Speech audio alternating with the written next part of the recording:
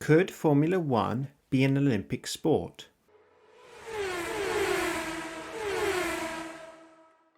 The idea of Formula One being involved at the Olympics is not as far-fetched as it may seem, so before you dismiss this as something that could never work, stay tuned to find out the historical context and how it could potentially go ahead.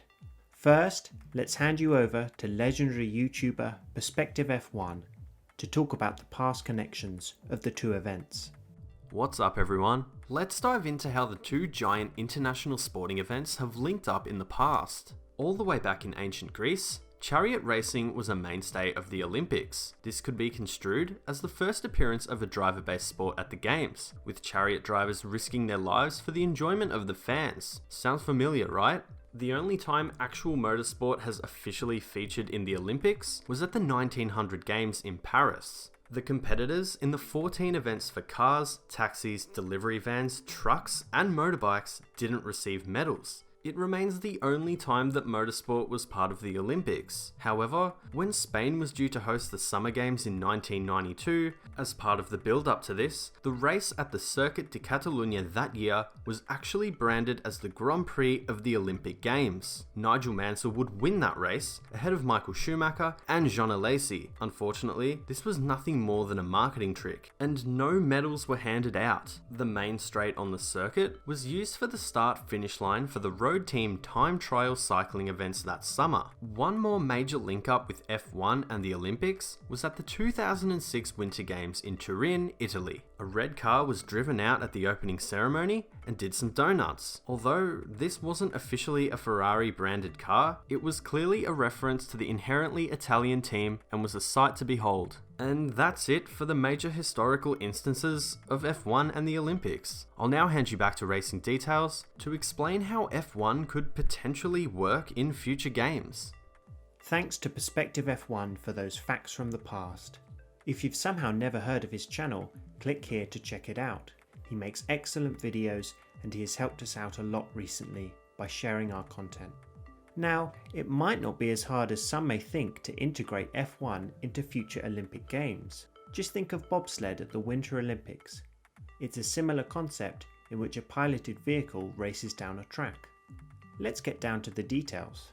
Firstly, although it could follow F1's current setup, with each team, or in this instance country, designing their own car, this could lead to astronomical costs and potential domination by one nation. Imagine Mercedes in the Olympics. Instead, it makes the most sense to have a spec series such as F2 or F3. For anyone who does not know, in these racing series, it is mandatory for all teams to use the same chassis, engine, and tyre supplier. This means that the driver's true abilities can really shine through. Although the teams can influence the results by clever strategy or minor setup tweaks, it is as close as you get to equal racing. So, we have our cars, equal in specification and design, emblazoned with the nation's colours. Most cities have nearby circuits that can be used for F1 racing. Incidentally, Sochi was made as a part of the Winter Olympic Park. Even if a hosting city has no available track, a street circuit can be constructed, as is necessary for a marathon or cycling event.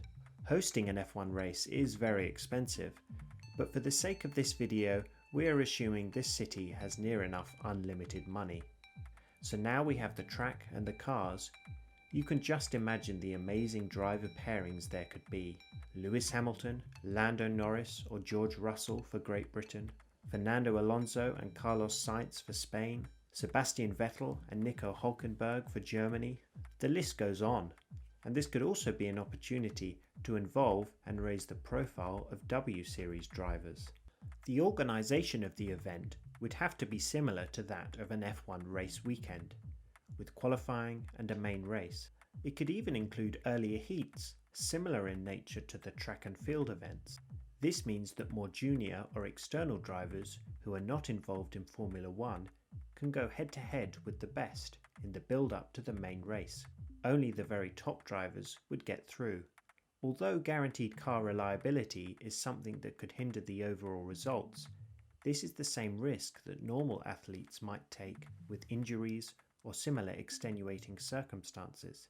Just imagine, every 4 years all the preparation will come down to one race. The pressure and excitement to lights out would be unmatched. So, could this actually happen? Unfortunately, this is all just speculation. The only recent hint was in 2011, when motorsport's governing body, the FIA, was recognised by the International Olympics Committee. A statement from Jean Todt, president of the FIA, read, "I am delighted the FIA is now part of the Olympic family, as this is a confirmation of the strength of our sporting credentials, as well as a recognition of the values of respect, excellence and friendship, which we actively share with the Olympic movement." There was even a first motorised games in 2019, with machine-based and motorised sports still yet to be recognised by the Olympics. The FIA decided to organise its own Olympic-style event. Taking inspiration from the short-lived A1GP series, which pitted country-based teams against each other in identical machinery, the inaugural FIA Motorsport Games took place to little fanfare in late 2019 at the ACI Vallelunga circuit near Rome.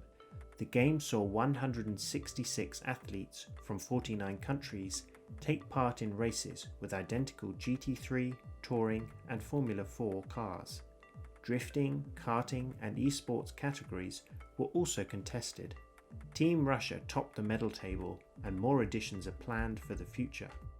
A few F1 drivers have actually been directly involved in Olympic sports, most notably Alex Zanardi, the Italian driver who raced in Formula 1 for 5 seasons before losing both his legs in a horror CART crash in 2001, won 4 gold medals in hand cycling at the Paralympics in 2012 and 2016.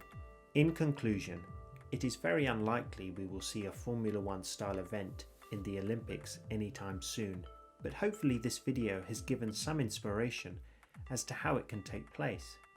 Thank you for watching. Leave a comment below if you think we've missed anything out.